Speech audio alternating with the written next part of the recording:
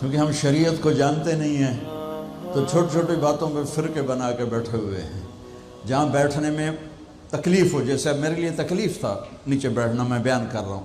اب یہاں السلام علیکم ورحمۃ اللہ وبرکاتہ. امید ہے کہ سب دوست خیریت سے ہوں گے. مولانا طارق جمیل صاحب کی بیان کا سننا لازمی سمجھو. آسان کر کے پیش کیا، ہم نے اوکھا بنا دیا.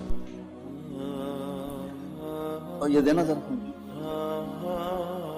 ایسے سور جو پھونک رہا تھا اسرافیل، وہ اس کے ہاتھ سے چھوٹے گا اور اس طرح جا کر اللہ کے عرش کے ساتھ فکس ہو جائے گا اور اسرافیل مر جائے گا.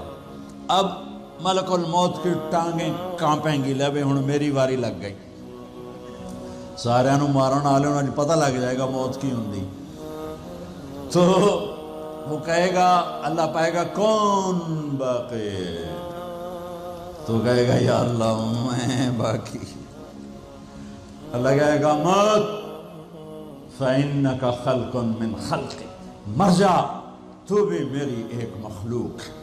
تو اسرائیل ایسی چیخ مارے گا، زمین آسمان پرزے پرزے ہو جائیں گے، ایسی چیخ مارے گا اور مر جائے گا.